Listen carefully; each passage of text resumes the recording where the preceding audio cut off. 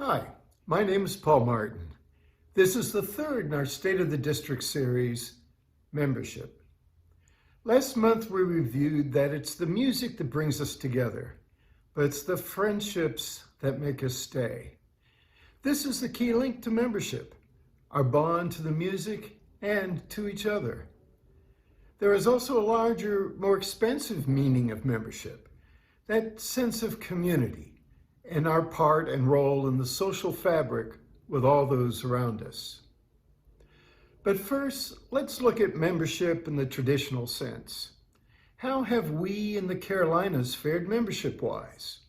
Here's Ted Lineback, District Treasurer, to share some observations. Hi, this is Ted Lineback, Treasurer for the Carolinas District. One of the first things I do each year as District Treasurer is to get a head count of our district's total membership by chapter. These numbers would double count dual members, but it gives us a good picture of the health of each chapter. I recently updated this in preparing our district's budget for next year and found a rather astonishing fact. The Carolinas District membership, when adding up all the members of each chapter, was exactly the same as it was at the end of last year. While the absolute number of members is down, we have benefited from an increase in dual members, the addition of a new chapter, and the fact that as a district, we have the highest percentage of new members of any district in the society and one of the lowest percentages of members not renewing. Now, some of you may say this is a rosy picture and too good to be true. In a very real sense, you're right. The number Ted is looking at is a retrospective, comparing the beginning of this year with last year. In other words, before COVID-19. All we have to do is look around us at Zoom meetings and see that active membership is down to a core group. Too often we find missing those who are Zoomed out, those who feel technologically challenged, and those who just miss getting together in person. Now, some chapters are experimenting with some degree of in-person meetings. We saw last month how Asheville is getting together in a parking lot with Carver Shop and singing via microphones and soundboard. Fayetteville is meeting in person. Even RTP is masked and socially distant in a parking lot every other week. But this is not for everyone. Central Carolina is remaining remote with Zoom meetings and virtual chorus products. Well, there was one in-person video shoot. But each chapter will need to assess their degree of risk tolerance, and the risk is real. COVID cases throughout the nation are on the rise. BHS recently released the results of their Singing Community Impact Survey.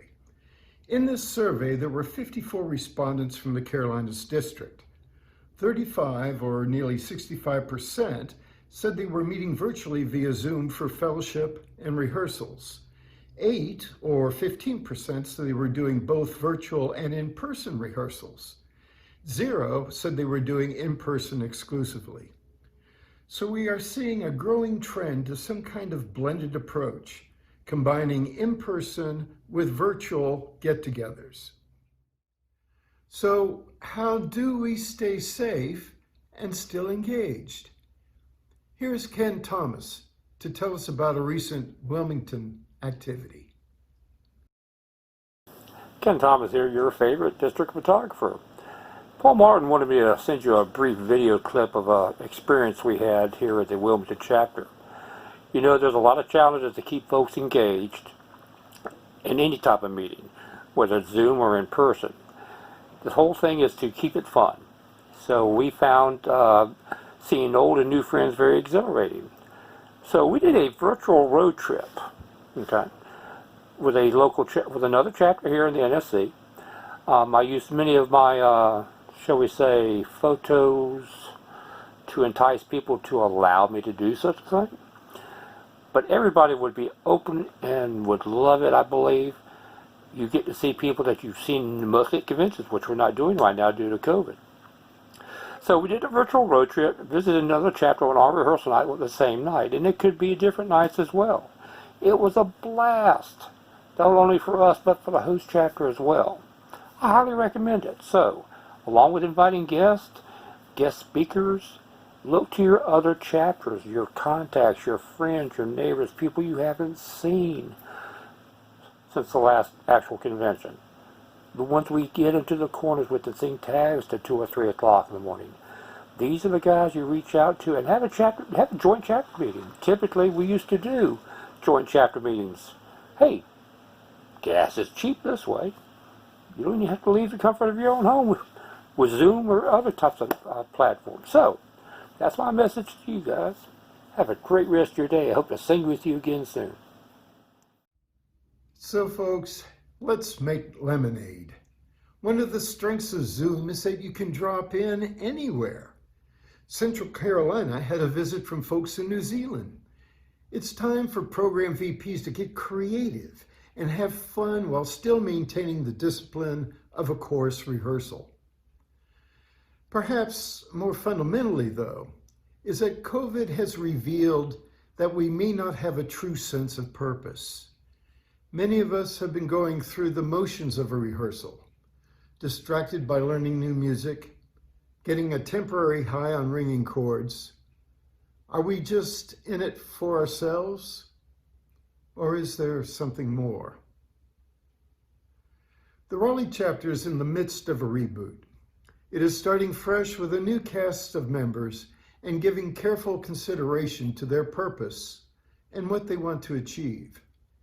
Here is Chris Scott, chapter president, to talk about his journey. Hi, my name is Chris Scott, but in barbershop circles, I go by Scotty. That's because my dad registered me that way when I was 9 years old. Barbershop has been so much more than just a choral group to me. It has been my life. For the last 20 years, I've made some of the closest friends that I could ever ask for. And I'm excited that with some of my dearest friends, we are working to reinvigorate the Raleigh chapter. Charity, service, community, and fraternity are among our chief goals. You may not hear us whistling while we work, but we sure will ring some tag. Thank you, Scotty. For their kickoff event, the Raleigh chapter is preparing 100 meals to distribute to the needy. This event takes place on Friday, November 13, and will be an in-person, socially distant, mask-on opportunity to sing and to serve.